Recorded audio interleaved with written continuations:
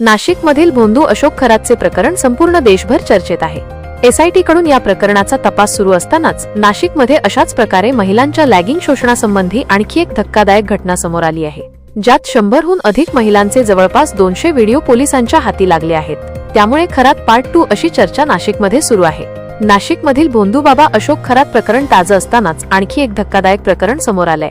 त्यामुळे तपासादरम्यान जी माहिती समोर आली आहे त्यामुळे पोलीस सुद्धा चक्रावून गेले आहेत आणि अख्खं नाशिक हादरलंय। पण हे सगळं प्रकरण उघडकीस कसं आलं यामागची गोष्ट देखील आश्चर्यचकित करणारी आहे। त्याचं झालं असं की नाशिकच्या सातपूर परिसरातल्या रवींद्र एरंडे या व्यावसायिकाच्या ऑफिसमधून एक टॅब चोरीला गेला। त्यानंतर टॅबमधला व्हिडिओ व्हायरल करण्याची धमकी देणारा एक कॉल त्याला आला। आपल्याला 12 लाखांची खंडणी मागत असल्याची तक्रार त्याने केली। मग पोलिसांनी यातले 10,000 रुपये देताना सापळा रचत ब्लॅकमेल करणाऱ्या चौघांना ताब्यात घेतलं।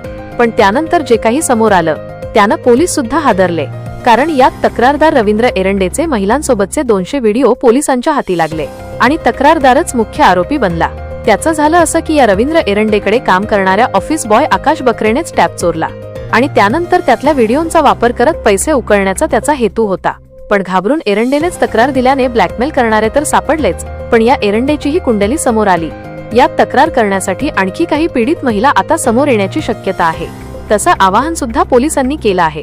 नाशिक आणि इगतपुरीतल्या काही हॉटेल्समध्ये गुप्तपणे ही चित्रीकरण झाल्याचा संशय आहे। आरोपीचे वेगवेगळ्या महिलांसोबत अनेक व्हिडिओ आहेत। ते व्हिडिओ ब्लू फिल्म माफियांना याने विकले का या अनुषंगानेही पोलिसांचा तपास सुरू आहे। पीडित महिलांमध्ये अंगणवाडी सेविका, आशा वर्कर, कंपनी कामगार आणि घरकाम करणाऱ्या महिलांचा समावेश आहे।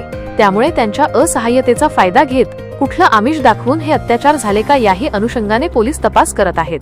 पण खरातचं प्रकरण ताजं असतानाच नाशिकमधलंच खरात पार्ट 2 प्रकरण समोर आल्याने अनेक प्रश्न उपस्थित होत आहेत। एरंडेला अटकेनंतर आता 2 दिवसांची पोलीस कोठडी सुनावण्यात आली आहे। त्यामुळे तपासातून आणखी धक्कादायक माहिती समोर येण्याची शक्यता आहे।